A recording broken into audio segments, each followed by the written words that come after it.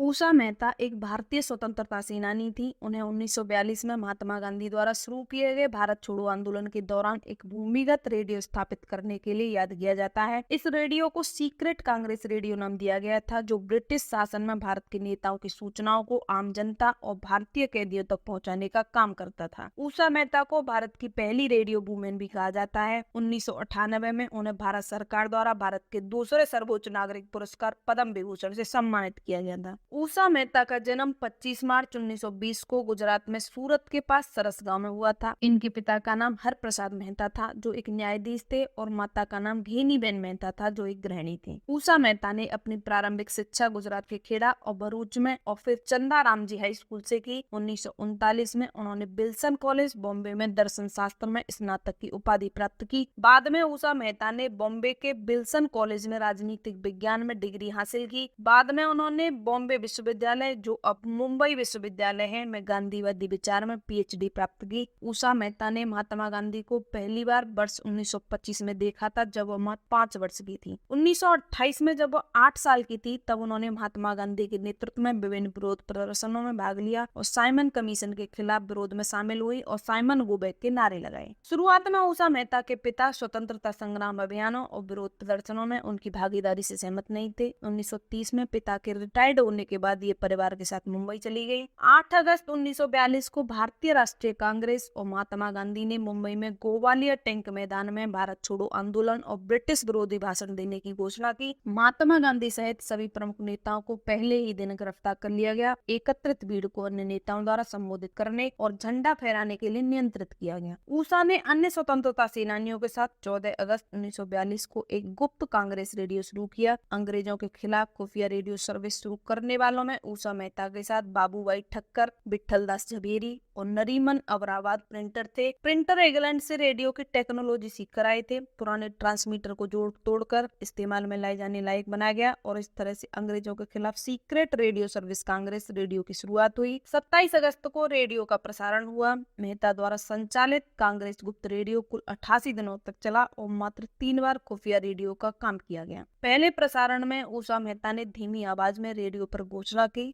यह भारत में 42.34 की फ्रीक्वेंसी पर कांग्रेस रेडियो कॉलिंग है। इस गुप्त रेडियो से सूचना को केवल 3 बार प्रसारण किया गया था। पहला प्रसारण चटगांव में ब्रिटिश सेना पर एक जापानी हवाई हमले से संबंधित था। दूसरा प्रसारण फरवरी और मार्च 1943 के बीच हुआ, जहां उन्होंने जमशेदपुर स्ट्राइक का प्रसारण किया था। इस रेडियो पर यह जानकारी तब दी गई जब Tata iron and steel company में मजदूर 13 दिनों की हड़ताल पर थे। जनवरी 1944 में एक सप्ताह के लिए तीसरी गुप्त सूचना प्रसारित की गई। यह अस्टी और चिमूर दंगों से संबंधित था, जहां पुलिस ने लोगों को खुलेआम गोली मार दी थी और कई कांग्रेस नेताओं को गिरफ्तार कर लिया गया था। एक भारतीय तकनीशियन ने इस गुप्त रेडियो की सूचना ब्रिटिश अधिकारियों को दे दी। 12 नवंबर 1942 को ऊषा मेहता और उनके साथियों को पुलिस ने गिरफ्तार कर लिया और इन्हें 6 महीने तक पुलिस की हिरासत में रखा गया। इस दौरान भारतीय पुलिस और सीआईडी ने उनसे पूछताछ की। अपने कारावास और अदालती सत्रों के दौरान इन्होंने चुप रहने और अदालत कक्ष में किसी भी सवाल का जवाब न देने का फैसला किया। अदालत के सत्र के बाद उन्हें पुणे की यरवदा जेल में 4 साल कैद रखा। इसी दौरान जब इनकी तबीयत खराब हुई तो इन्हें सर जे अस्पताल बॉम्बे में भर्ती कराया गया था। ठीक होने के बाद उन्हें फिर से पुणे की यरवदा जेल भेज दिया गया। मार्च 1946 में अंतरिम सरकार में तत्कालीन गृह मंत्री मोरारजी देसाई के आदेश पर उन्हें जेल से रिहा कर दिया गया। ऊषा पहली राजनीतिक कैदी थी जिन्हें बॉम्बे जेल से रिहा किया गया था। 20 अप्रैल 1946 को गुप्त रेडियो स्टेशन का समाचार लेख ब्लिज समाचार पत्र द्वारा ऊषा मेहता की तस्वीर के साथ प्रकाशित किया गया था। 1940 में जेल से रिहा होने के बाद इन्होंने बॉम्बे विश्वविद्यालय में पीएचडी स्कॉलर के रूप में अपनी उच्च शिक्षा जारी रखी और गांधी के राजनीतिक और सामाजिक विचारों पर एक शोध प्रस्तुत किया। पीएचडी पूरी करने के बाद इन्होंने 30 साल तक बॉम्बे विश्वविद्यालय में सहायक प्रोफेसर के रूप में काम किया। उन्हें बॉम्बे विश्वविद्यालय में नागरिक शास्त्र और राजनीतिक विज्ञान के प्रमुख के रूप में भी नियुक्त किया गया था और यहीं से 1980 में सेवानिवृत्त हुई। ऊषा मेहता अगस्त 2000 में भारत छोड़ो आंदोलन की वर्षगांठ के समारोह में शामिल हुई और अचानक उनकी तबीयत बिगड़ती गई। 11 अगस्त 2000 को 80 वर्ष की आयु में उनका निधन हो गया। साल 1998 में भारत सरकार द्वारा इन्हें पद्म विभूषण अवार्ड से सम्मानित किया गया।